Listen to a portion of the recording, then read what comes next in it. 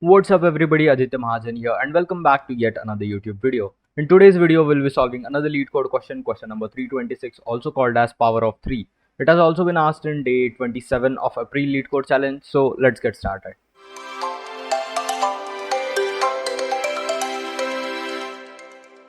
Given an integer n, return true if it is a power of 3, otherwise return false.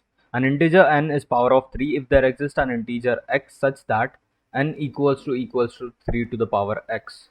Okay, so basically what they are saying is we are given an integer n and we need to check if it is a power of 3. Okay, so some of the constraints that are given is n belongs to minus 2 to the power 31 to 2 to the power 31 minus 1. Okay, now let us look at some of the examples that we are given here.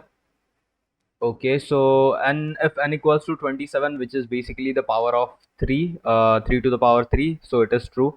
N equal to 0 does not lie in here, so it gives false. N equal to 9 is second power of 3, so which is also true. And when we have n equal to 45, we do not have it here, so we are returning false.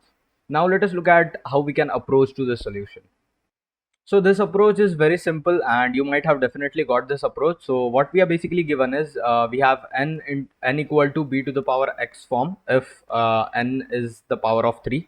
So in this case b equal to 3 what we are taking, and it can be termed as b into b into b where b equal to 3, and we get n when we multiply b x number of times.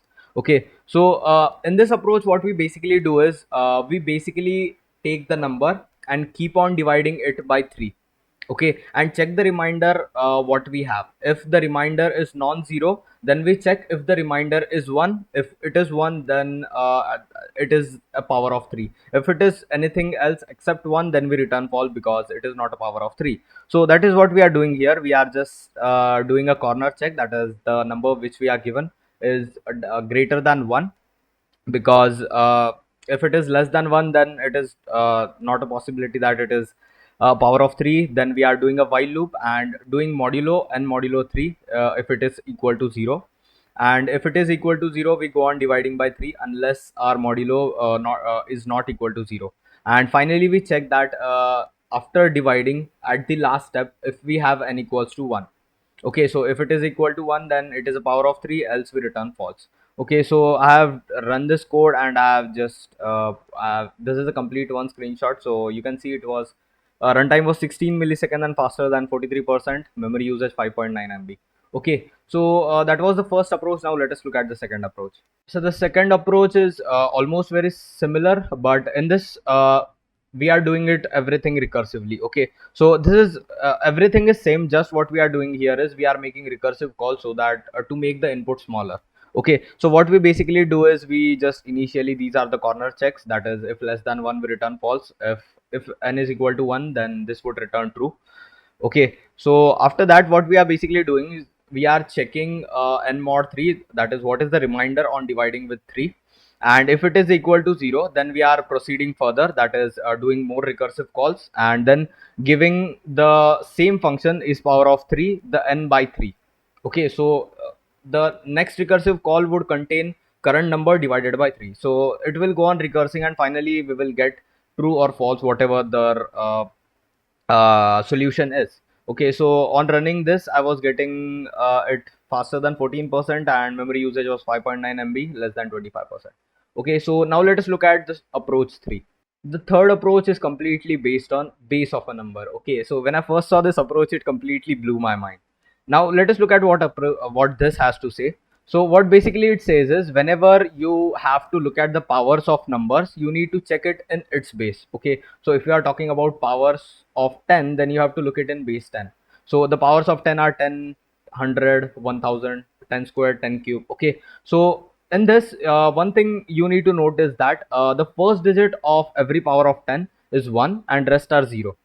Okay, if you look at powers of 2 in base 2, then we have we know how they are represented, that is first digit is having value 1, then we have 2 value, then we have 4 as value, then we have 8 as next digit value.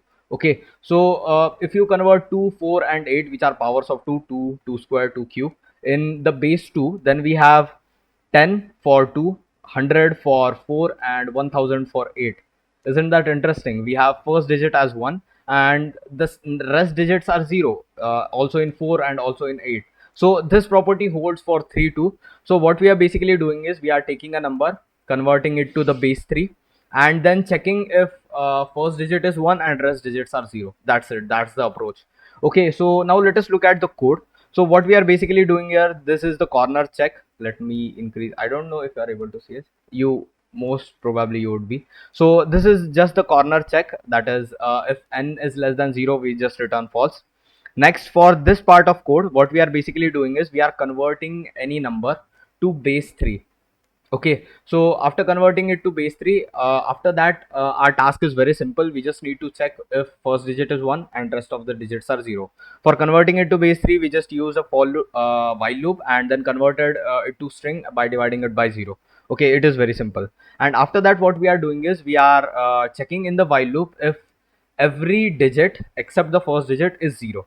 Okay, that's what we are doing. Size of -1 checks except the first digit, and if it is not 0, that digit is not 0, we are just returning false.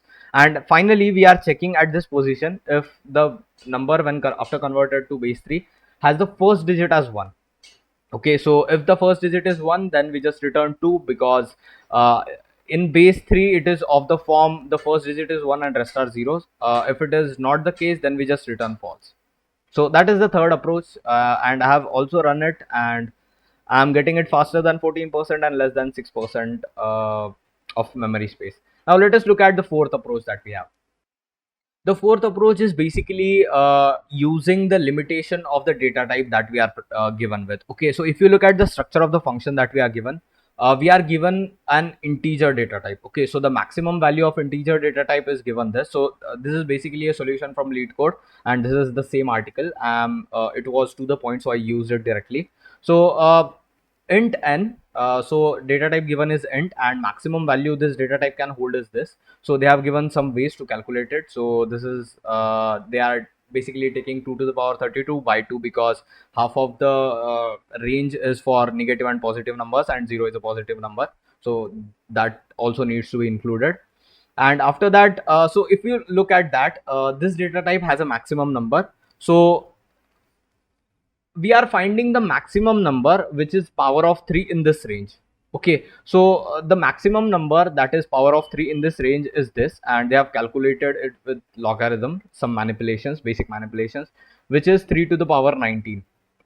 Okay, so for if whatever value of n is given, then we should return true if it is from anywhere from 3 to the power 0 to 3 to the power 19. Okay, so now as we have 3 is the prime number, and the only divisors of 3 to the power 19 would be the powers of 3, right? Because 3 is a prime. That is the first condition that we are having. So the only thing that we just need to do is just divide the maximum number, that is 3 to the power 19 in our range, by the number that we are given. Okay, so if we divide the maximum number with the number that we are given, that is 3 to the power 19 divided by n, then if the remainder is 0, in that case we can be sure that the number n is divisor, because we know the only divisors of 3 to the power 19 are from 3 to the power 0 to 3 to the power 19, taking all the powers. Okay, so that is the only thing that we have to do, and if the remainder is 0, then we have got our solution. Okay, so what it is, a one line solution basically. This is the corner case if n is greater than 0. If it is n is greater than 0, then what we are basically doing is we are taking the maximum number, that was 3 to the power 19, and then taking modulo with n. Okay, so it will give the remainder on dividing with n, the maximum number, and if it is 0, then n is a divisor of 3, and which is why we return true. If it is not, then we return false. So I have also run this also solution, and it gives me runtime of 4 milliseconds, because it is a O of 1 solution, because we are not doing we are just doing single operation, and it is faster than 97%, and memory usage is 5.9 MB. So that's all for this video, guys. If you like the video, hit the thumbs up button. If you have some other solutions in some other language, comment below. If you need more such content, join the Discord server and subscribe to the channel, and see you in the next one. Bye bye.